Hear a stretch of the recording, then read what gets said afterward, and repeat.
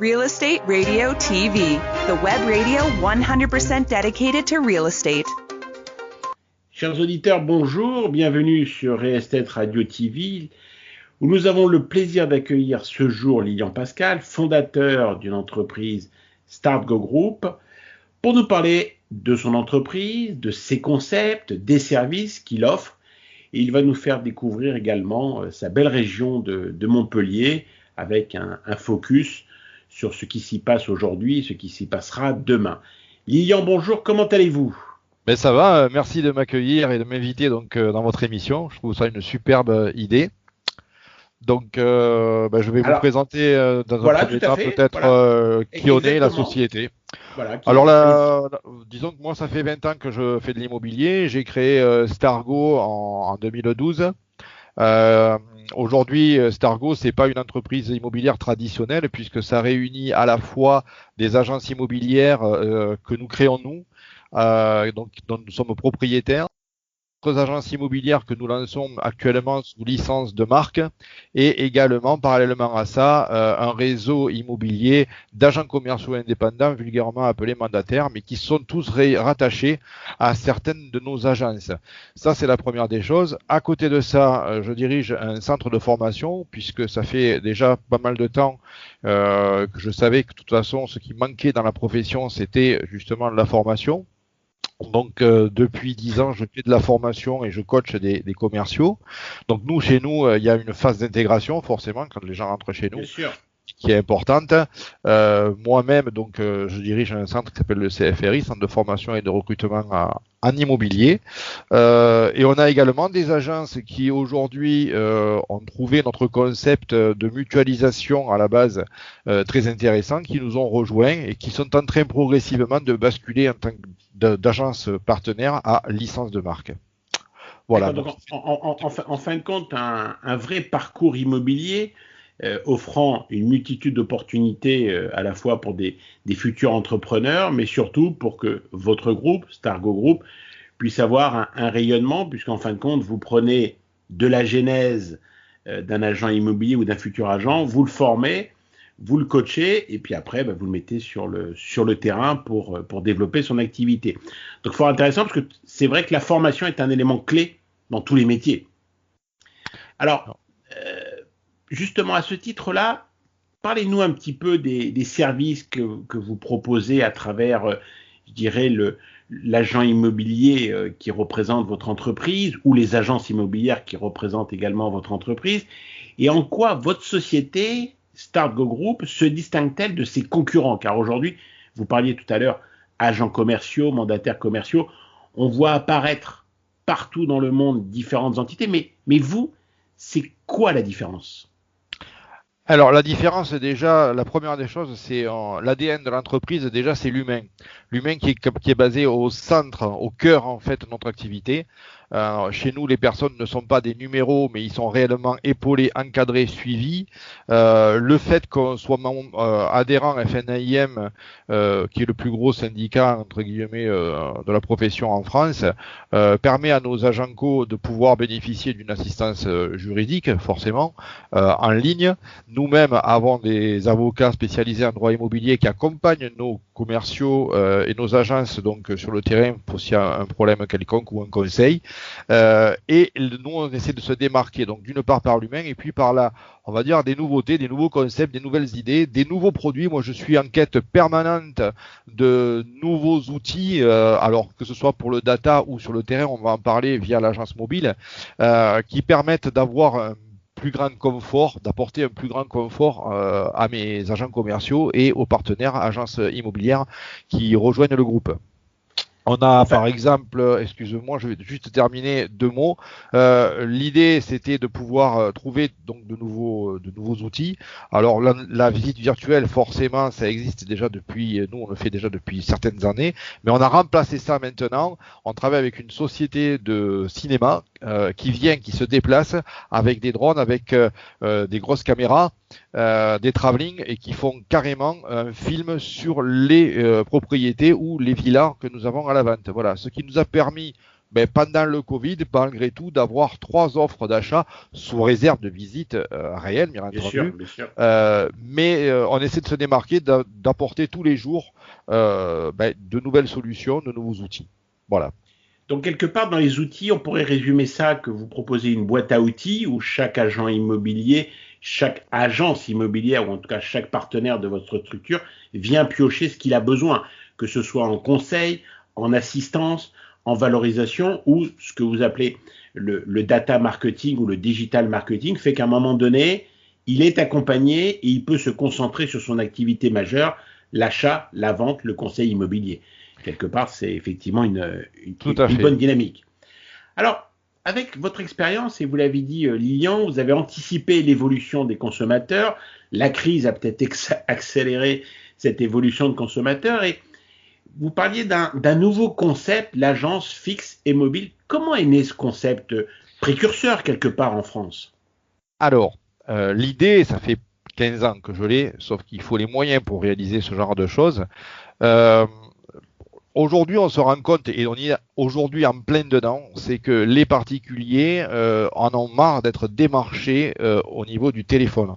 Ils sont harcelés, d'où qu'il vient de tomber une nouvelle loi qui interdit la prospection réelle téléphonique, si ce n'est qu'on n'a pas le droit d'appeler à numéro masqué, on doit se présenter en tant qu'un réel professionnel. Tout ça, c'est dû en France à l'isolation à 1 euro. En fait, les sociétés qui ont lancé ça ont un peu abusé. Et bon, je ne savais pas que ça allait arriver, mais j'ai bien senti le frémissement déjà dans les annonces où les particuliers veulent de moins en moins d'agents immobiliers sous prétexte que la commission ça va monter le prix, etc.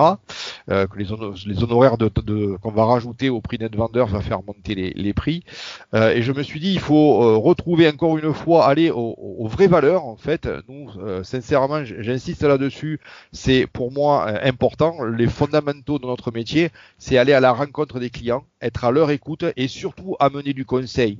Puisque le vrai devoir d'un agent immobilier, la première des choses, c'est un devoir de vigilance, de vérification et apporter du conseil. Donc l'idée, c'était de dire, on va créer une agence qui va se déplacer de village en village, de quartier en quartier. Ça va permettre d'une part de retisser du lien social, que ce soit dans des quartiers un peu difficiles, voire des zones reculées, des zones rurales, et amener en fait du conseil aux personnes qui le souhaitent, sans pour autant être intrusif. Puisque là, on se positionne sur des marchés traditionnels, on se positionne sur des parkings de grande surface ou de moyenne surface, et là, les personnes qui ont un projet d'achat, que ce soit souvent en amont ou un projet de vente, viennent nous rencontrer tout simplement pour avoir des conseils et on les reçoit. Si on doit résumer quelque part, c'est vraiment un retour aux valeurs traditionnelles de l'agent immobilier. La communication a perverti un petit peu les relations humaines. Aujourd'hui, vous avez dit, vu mon expérience, l'humain doit être effectivement présent là-dessus. Je reviendrai sur la loi que vous avez parlé relative au téléphone.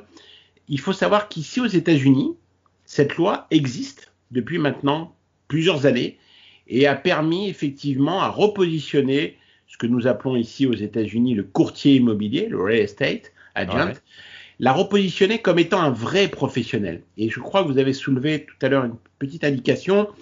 Les particuliers en ont marre d'être démarchés, disent qu'il faut prendre un agent immobilier, pourquoi, comment, ça coûte trop cher.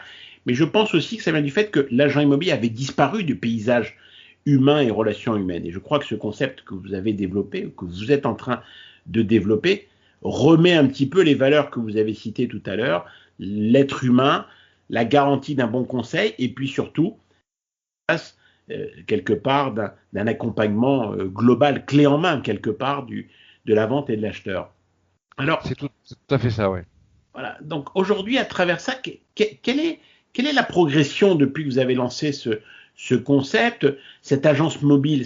Ça représente combien d'opérationnalité sur le territoire, à la fois sur les supermarchés, sur les marchés ruraux, voire je suppose aussi ce qu'on appelait au Moyen-Âge la place du centre-ville, la place du village. Oui, c'est ça. Voilà, un petit peu.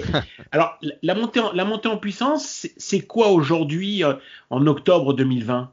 Alors, pour vous expliquer la progression, Cette agence mobile, déjà, pour obtenir une agence mobile, il y a 9 mois de délai de fabrication si on veut un véhicule neuf, puisque c'est un véhicule qui fait 7,35 m de long et qui est connecté, qui doit être autonome également en électricité. Donc ça demande un gros investissement qui est de l'ordre, si on le veut neuf, de 126 000 euros. D'accord. On peut en avoir bien sûr des moins chers, puisque c'est un châssis cabine qui est rallongé, mais qui doit passer aux mines, et il n'y a pas en France qui peuvent en fait fournir ce genre de véhicule. Donc moi je l'ai conçu exprès avec un camion podium pour pouvoir avoir de l'animation également, et pour avoir également un bureau entièrement connecté, complètement séparé du podium, pour recevoir en toute intimité et confidentialité en fait certains clients. D'accord. Donc il y a un sens de circulation également pour monter sur le camion et en ressortir. Alors pourquoi je vous explique ça? C'est qu'il faut déjà un certain délai, il faut 9 mois de fabrication. Ce camion, on l'a reçu fin novembre 2019. Ensuite, il a fallu le faire logoter, sérigraphier, donc ça prend du temps. On a fini ça, c'était on va dire vers le 20 décembre. Bien entendu, décembre, c'était pas la période propice pour se lancer à l'extérieur, parce qu'il faut aussi, avec tout ça, avoir des demandes, faire des demandes d'autorisation. Bien sûr, pour les communes, pour les supermarchés, voilà, exactement. Pour pouvoir s'installer. C'est pas du sauvage, voilà, comme on dit. Exactement. Et ce qui s'est passé, c'est qu'en France, on avait les élections municipales. Donc, oui, du coup, donc tout se gèle. C'était pas le moment de faire des demandes aux mairies, parce qu'à la base, le camion, je devais le recevoir qu'au mois de mars 2020. J'avais prévu, du coup, de lancer toutes ces démarches pour pouvoir commencer l'activité vers les beaux jours, en fait, à partir du mois de mai. Bon, hélas, on a cette crise sanitaire qui nous a frappé de plein fouet, entre les municipales et la crise sanitaire. On a pris un peu de retard dans les demandes d'implantation. Aujourd'hui, on teste réellement le premier camion depuis le 15 mai. D'accord, date après, juste après le confinement. Donc c'est tout récent. C'est ce qu'on pourrait appeler le camion pilote. Exactement, tout à fait. Et ça va nous permettre de voir en fait, d'améliorer en fait certaines choses au sein du camion et certaines façons de se présenter, d'adapter en fait notre démarche. Aujourd'hui, on a des très très bons retours parce que les gens trouvent ça très original.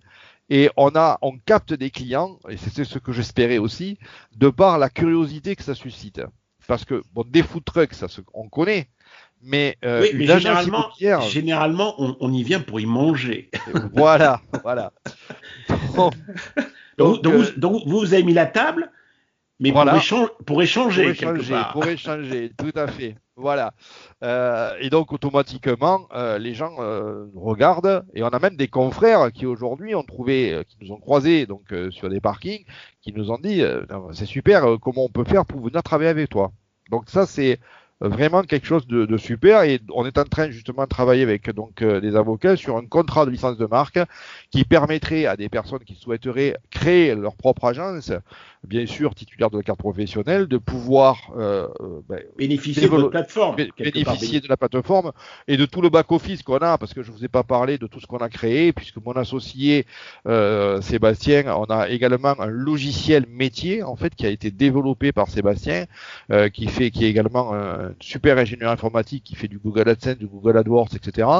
On aura peut-être l'occasion d'en parler dans une autre émission et développer les services connexes, parce que quelque part vous avez su, alors à la fois anticiper, mais ça je pense que c'est votre gène d'entrepreneur qui perpétuellement se remet en question. Je crois que c'est un petit peu la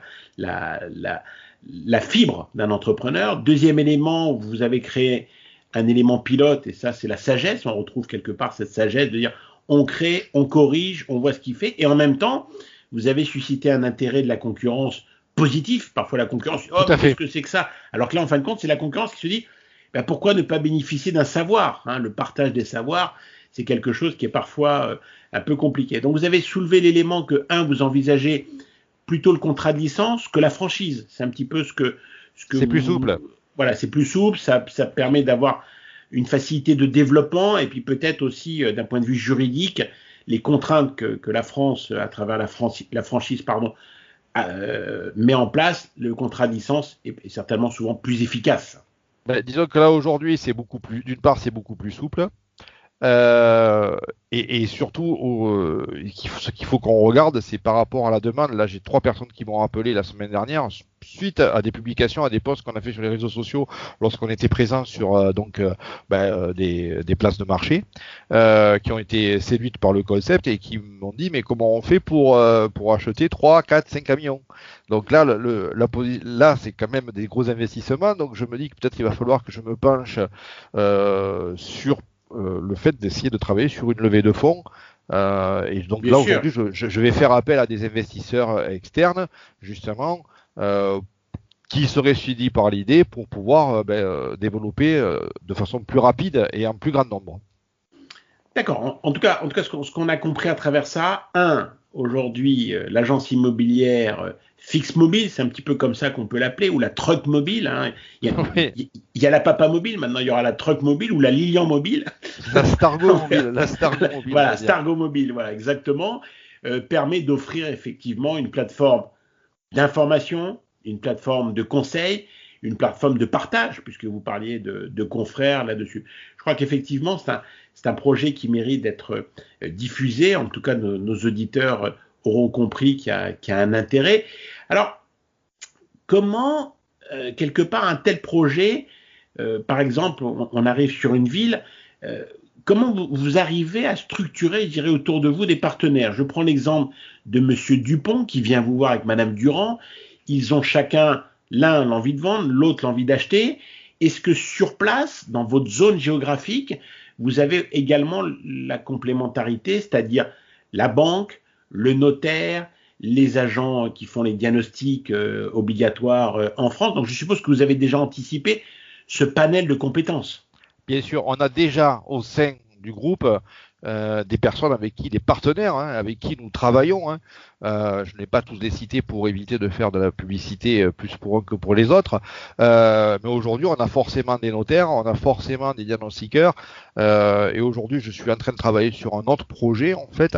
C'est la création d'un Imo Center, en fait, qui réunirait tous les partenaires dans un même immeuble, comme une maison médicalisée. En fait, mais dans laquelle on aurait en fait un lotisseur, un promoteur, un notaire, vraiment etc. Vraiment la boîte à outils de l'immobilier au service de l'acheteur ou au service du vendeur.